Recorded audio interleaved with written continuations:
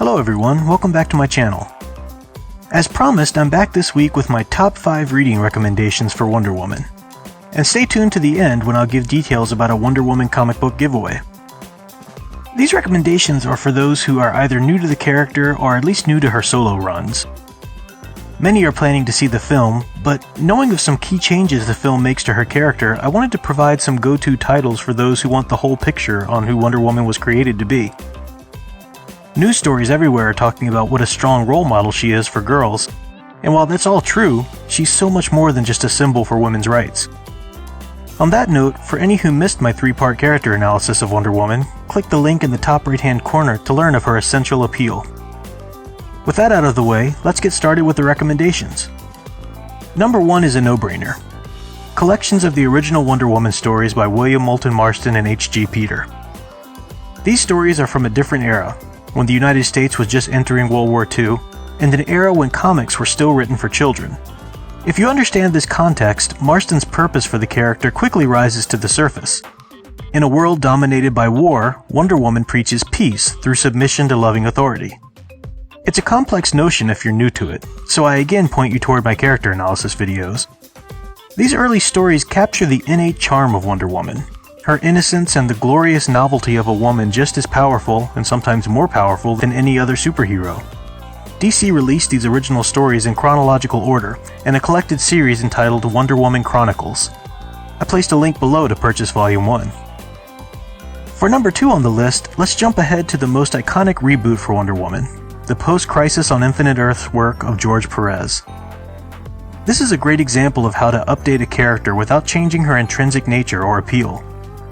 40-some years after her creation, Perez fleshed out her Amazonian history, provided her a surrogate family in man's world, and clearly defined her mission within the DC universe. Many Wonder Woman fans will even say this is their favorite treatment of the character, and it's certainly close to perfection. My one and only issue with it is that Perez wanted to move away from the Steve and Diana love story, so he made Steve Trevor an old man, a kind of uncle-like figure for Diana. There's really no reason for this change in the story, which actually has to bend around itself to accommodate it. Like Lois Lane for Superman, Trevor as a love interest fills out Wonder Woman's character development in a unique way when written in proportion. A link to purchase Volume 1 of this series is also in the description below. Number 3 now moves us ahead to novelist Greg Rucka's first run with the character. Rucka developed Diana's official role as the Themysciran ambassador to the US. She still has adventures on Olympus, and the underworld, and around our own world, but she is based in her Themysciran embassy with her staff, attending state functions, marketing her book, appearing on talk shows, and so on to spread her message of peace and love. The Hikatea is a standalone story set within this era. A young woman stumbles upon the doorstep of the embassy and invokes an ancient right of asylum for protection.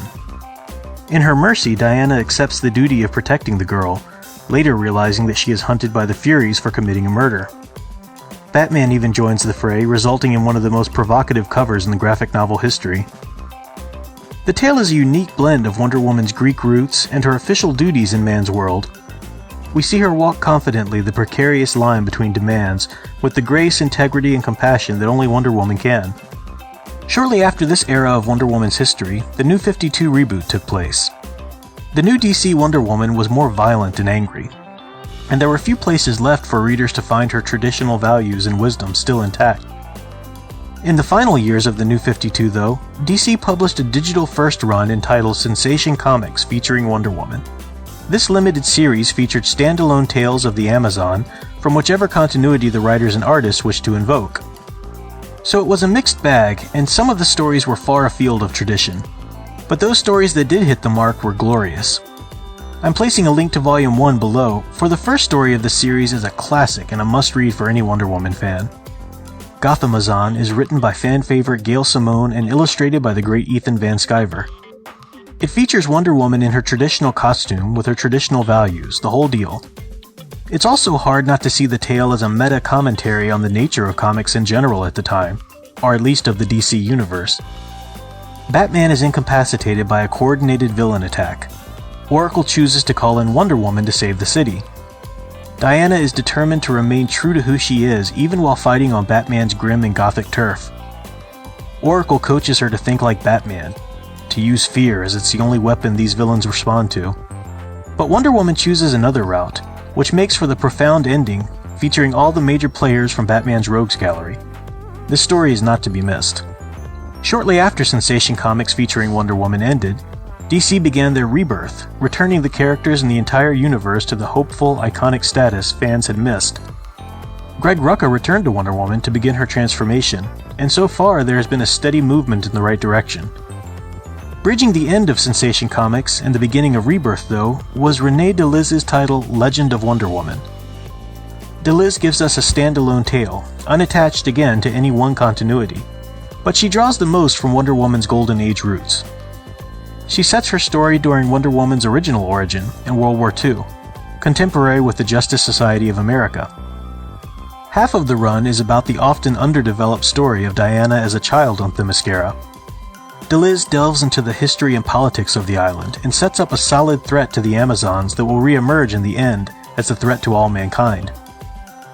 DeLiz plays all of Wonder Woman's supporting characters to the perfect pitch as well. Steve Trevor is heroic and strong of character, but also charming and self-effacing.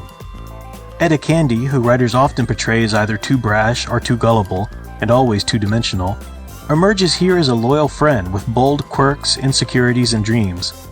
She and the Holiday Girls aid Diana in the fight in ways that no one else can. The 9-part run could have used another issue though, for after the climactic battle the denouement is rushed. This may have been due to editorial meddling. In any case, the story captures the true essence of Wonder Woman. Again, I've placed a link to this and all of the previous titles in the description below. There are many other titles of Wonder Woman in Sensation Comics that feature our favorite Amazon in all of her iconic glory, but these 5 can serve as a good starting point for those new to the character. If you'd add any of your own favorite titles, leave them in the comments section.